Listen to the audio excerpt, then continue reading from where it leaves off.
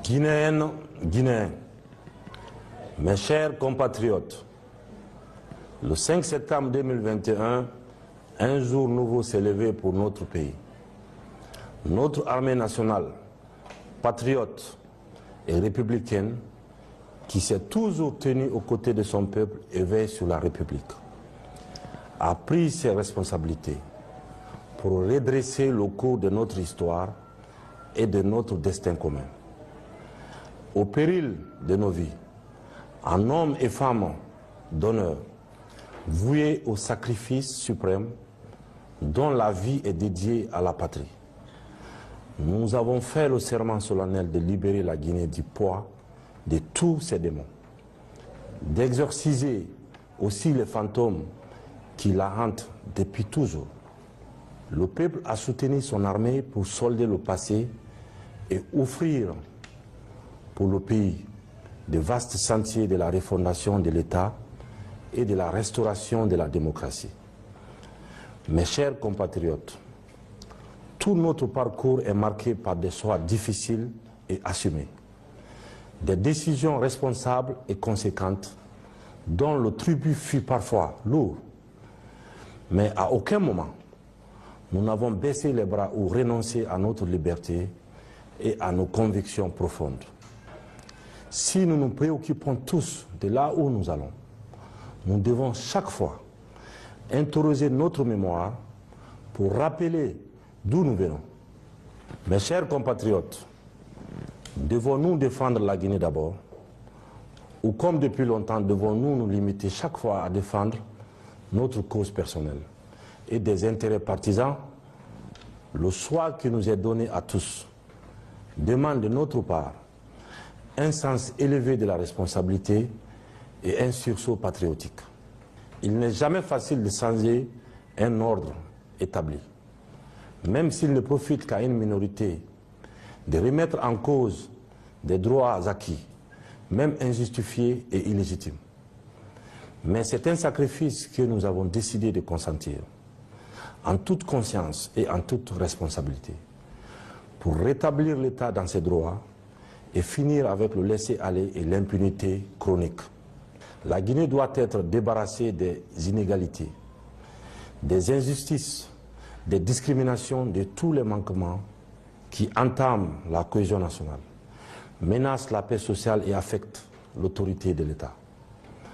Mes chers compatriotes, j'invite tout un chacun à privilégier le projet commun et à s'engager dans l'élan national du CNRD qui ambitionne de parvenir à l'unité de notre pays, tout en restant nous-mêmes, en gardant notre identité, en tenant compte de nos différences. Nous restons ouverts au monde, à la coopération avec tous les États, toutes les institutions et tous les partenaires dans le respect de notre souveraineté.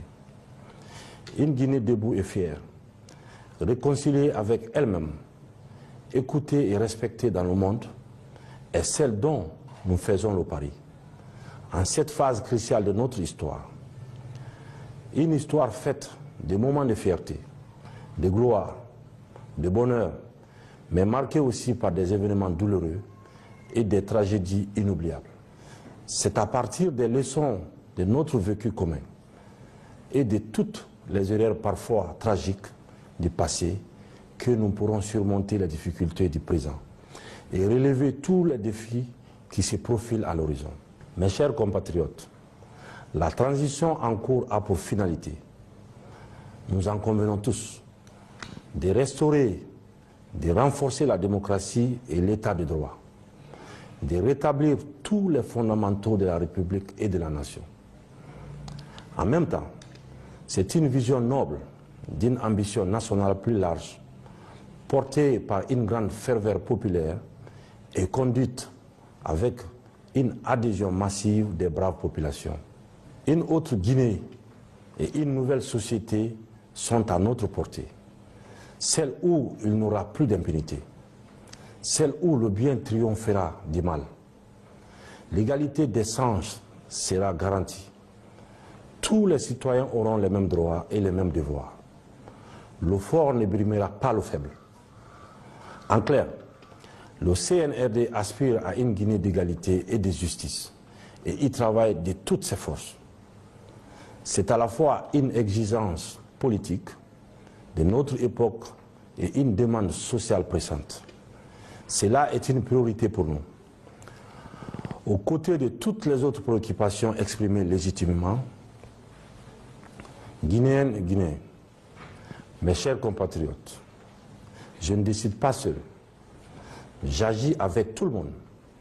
C'est pourquoi il y a eu successivement les journées nationales de concertation, les assises nationales et maintenant le cadre de concertation et de dialogue qui vient de rendre leurs conclusions provisoires. C'est le lieu pour moi de remercier tous ceux qui ont contribué à la réussite de ces différents travaux.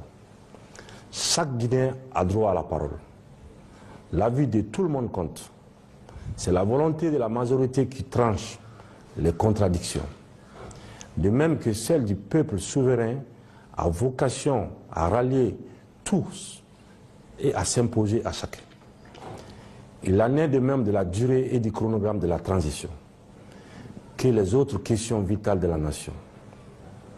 De toutes les consultations engagées à tous les niveaux depuis le début de la transition, avec toutes les composantes de la nation, auprès de tous les Guinéens partout où ils se trouvent, il ressort une proposition médiane d'une durée consensuelle de la transition de 39 mois.